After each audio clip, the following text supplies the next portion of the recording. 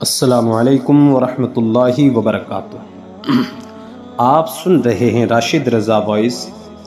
حاضر ہوئے ہیں پھر سے ایک دلچسپ واقعہ لے کر۔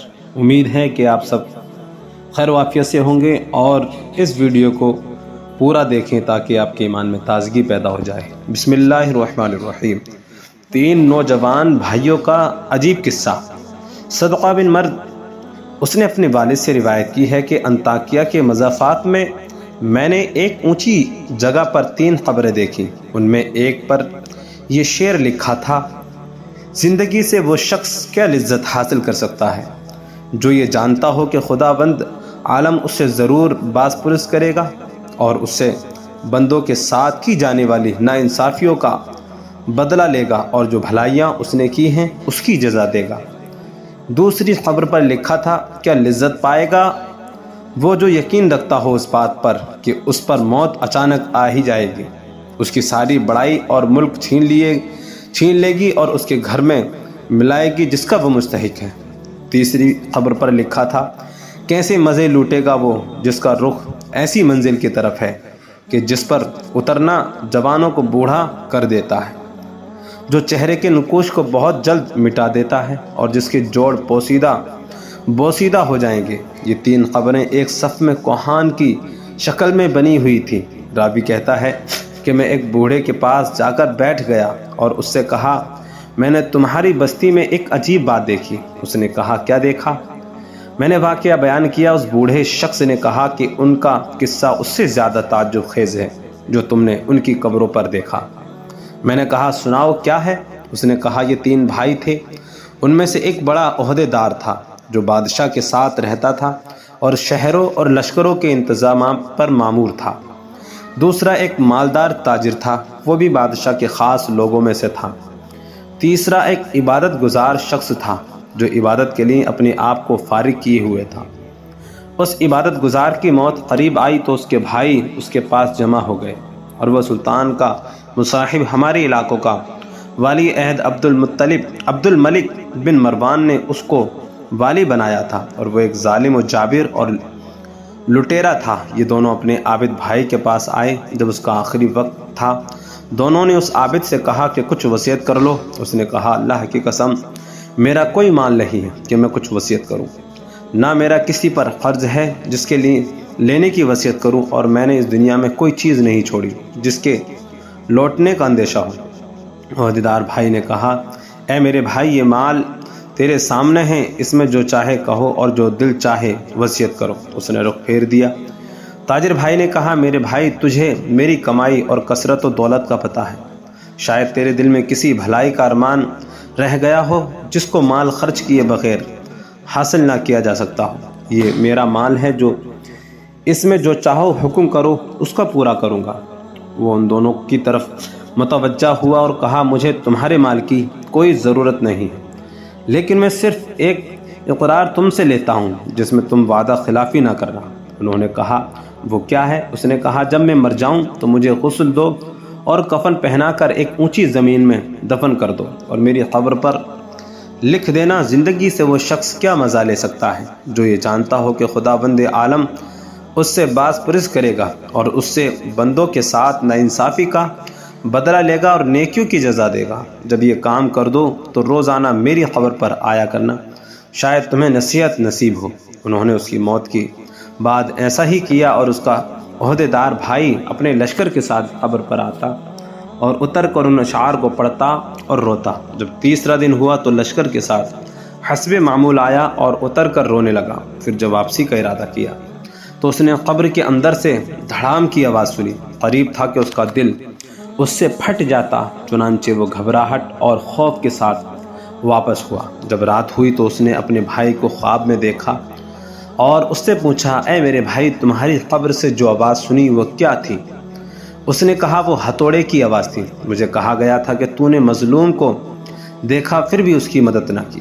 چنانچہ وہ شخص صبح غمزدہ اٹھا اور اپنے بھائی کو اور دوسرے خاص لوگوں کو بلایا اور کہا: میں سمجھتا ہوں کہ ہمارے بھائی نے جو اپنی قبر پر اشعار لکھنے کی وصیت کی تھی اس کا مقصد مجھے تنبیہ کرنا تھا، اور میں تمہیں گواہ بناتا ہوں کہ آئندہ میں تمہارے درمیان نہیں رہوں گا चुनांचे उसने इमारत छोड़ दी और इबादत में मशगूल हो गया। और अब्दुल मलिक बिन मरवान को इस बारे में ख़त लिखा तो उसने लोगों को हुक्म दिया, उसको छोड़ दो जहाँ चाहे जाए। चुनांचे वो पहाड़ों और सहराओं में रहता रहा यहाँ तक कि उसकी मौत आई। और वह चरवाहों की एक जमात के साथ उसके भाई को खबर पहुँची तो वह हाजिर हो गया और कहा, ए मेरे भाई, कोई वसीयत नहीं करनी? उसने कहा, क्या वसीयत है? कोई माल नहीं जिसमें वसीयत करूं, लेकिन एक वादा है। वो ये है कि जब मैं मर जाऊं तो मेरी कब्र तैयार करके मुझे मेरे भाई के पहलू में दफना देना और मेरी कब्र पर लिख देना जिसका मफहूम है, कैसे लिज्जत पाए वो शख्स जिसको यकीन हो कि बहुत जल्द उस पर मौत अचानक आ जाएगी और उससे अजीम मुल्क और तमाम बड़ाई छीन कर उस कब्र पर उसको ठहराएगी जिसका वो बासी होगा। फिर 3 दिन तक मेरे पास आया करना और मेरे लिए दुआ करो, शायद अल्लाह ताला मुझ पर रहम फरमाए। चुनांचे वो मर गया और उसके भाई ने उसकी वसीयत पर अमल किया। जब उसकी कब्र पर तीसरे दिन आया, दुआ की और रोया। फिर जब वो वापस होने लगा तो उसने एक शदीद आवाज़ सुनी जिससे उसकी अकल ज़ाइल होने के करीब हो गई और वो वहाँ से बेचैन होकर लौटा। रात को उसने अपने भाई को ख्वाब में देखा। उसने कहा कि मैंने ख्वाब में अपने भाई को देखा तो उसकी तरफ लपका और उससे पूछा, क्या तुम हमारी मुलाकात के लिए आए हो? उसने कहा, मुलाकात तो बहुत ही दूर है।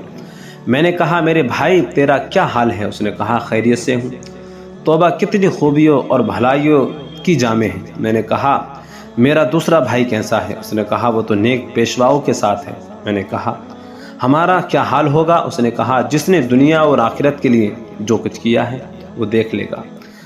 बस तुम अपनी मालदारी को फ़कीर से पहले गनीमत समझो।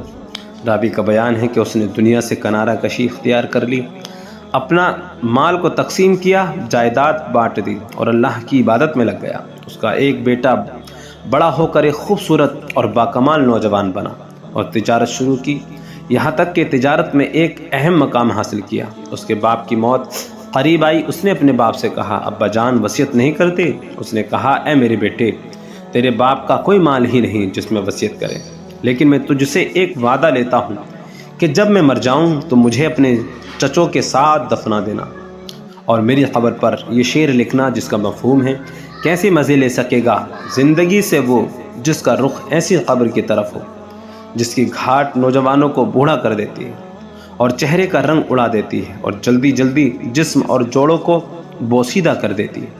जब ये करो तो उसके बाद 3 दिन तक तुम मेरे पास आ जाया करना और मेरे लिए दुआ करना। उस नौजवान ने वसीयत पर अमल किया। जब तीसरा दिन हुआ तो उसने एक आवाज़ सुनी जिससे उसकी जल्द सुकड़ गई और रंग उड़ गया और बुखार चढ़ गया और वो वापस घर आया। रात को ख्वाब में उसने अपने बाप को देखा और उसका बाप आया और कहने लगा, मेरे बेटे, तुम हमारे पास आने से नज़दीक हुआ और मौत करीब तर है, बस तुम अपने सफ़र की तैयारी कर लो और कूच का बंदोबस्त करो और अपना सामान उस घर से बांध लो जिससे तुम्हें निकलना है, उस घर की तरफ जिसमें तुम्हें जाना है, और धोखे में न रहो कि लंबी लंबी उम्मीदें लगा के जैसे तुमसे पहले लोग धोखे में रहे और अपनी आखिरत के मामले में कोताही के नतीजे मौत के वक्त उनको शदीद नदामत लाहक हुई और उम्र की बर्बादी पर कफ़े अफसोस मिलते रहे। चुनांचे न उनको अफसोस ने कुछ फ़ायदा पहुँचाया और ना ही कोताहियों पर शर्मिंदगी ने उसको शर से निजात दिलाई जिसका सामना वो करेंगे।